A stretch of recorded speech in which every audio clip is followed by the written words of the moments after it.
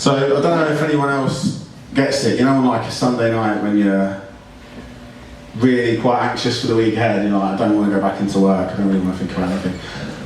At the start of the year, in January, I was just like that times a million, basically. So I wrote a little poem about it. Thank you.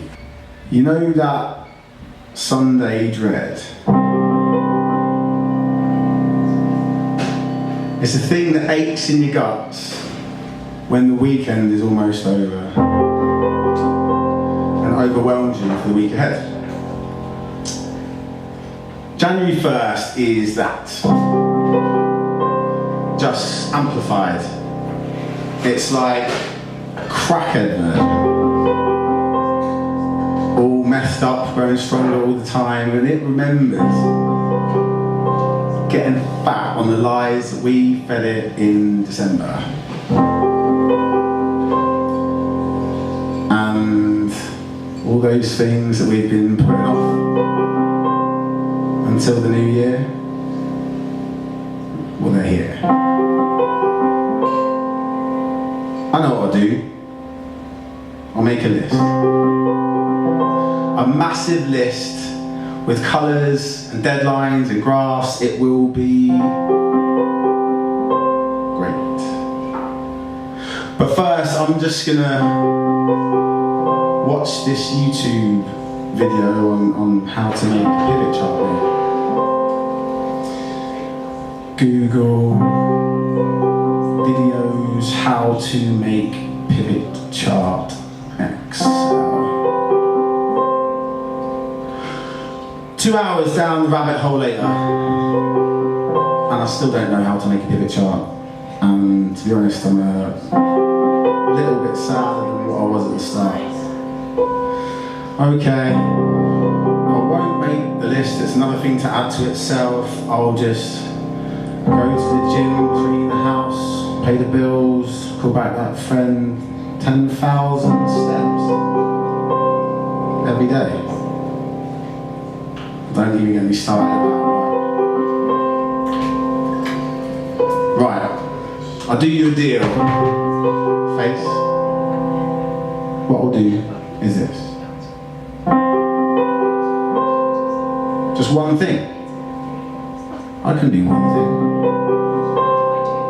I won't subcategorise a thing into red, amber, green. I'll just fucking pick one.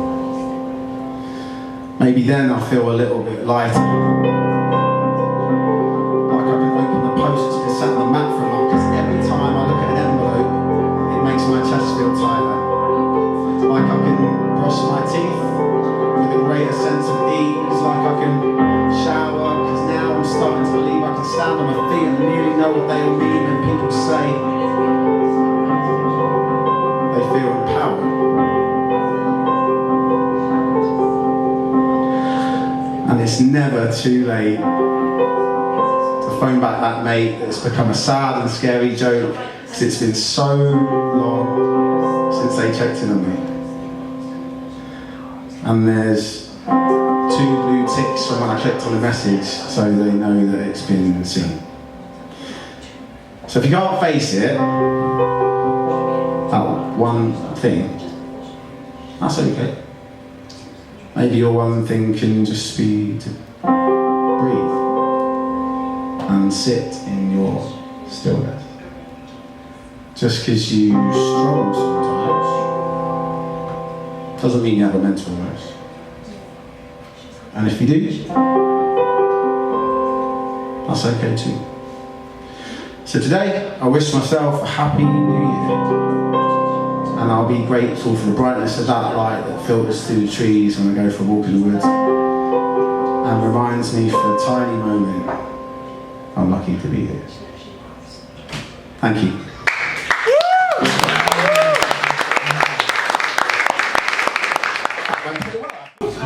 My name's Josh. I'm going to tell you some poetry tonight. Tell you? Is that appropriate though? Sometimes I do it to music as well. But the first one I'm going to do is called Balance by an amazing poet and artist called Kate Tempest. Far away, in a distant land, these 4 kids grew up firm friends. Ambition was the youngest, a bright-eyed kid with a numbness where his logic should have been, but he was ruled by his hunger. And there was pride. He walked with a broad stride, but he felt himself with his weaknesses hide, and people, like being near him, didn't know whether they loved him or feared him. It's more they found his self-confidence endearing. And there was talent. She was beautiful, gallant, but she lived for her senses and not for her sense, and so her poor heart was covered in dents. Oh, her poor heart was covered in dents. Oh, this was envy. Now envy's eyes often seemed empty.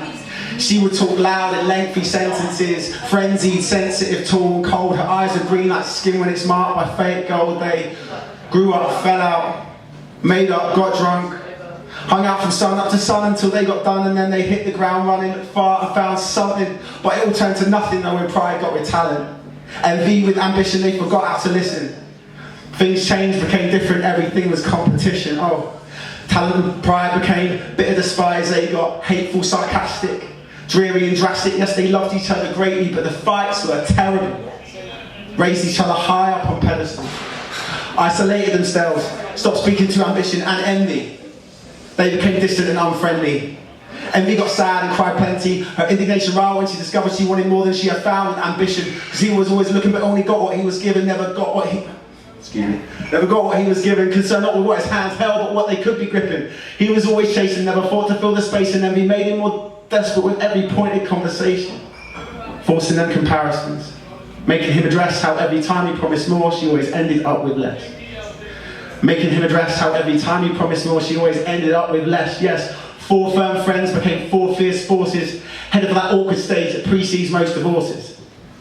4 joint segments of a one-body party, just drifted apart and turned nasty. But look, pride keeps envy at bay. Ambition helps talent become more than just apparent, and yes, talent, it will flourish. This will enable pride, which quells envy. They should exist side by side, but these factors contribute to balance alone. Pride is often envious of talent. It seems many have ambition, but talent they haven't, and some have talent, but they're envious of proud ambition, and so alone. These 4 friends came to realise, without the others, they're just a core of what they ought to be, but everything occurs accordingly. And now when they meet up, conversation seems to flow awkward. Thank you.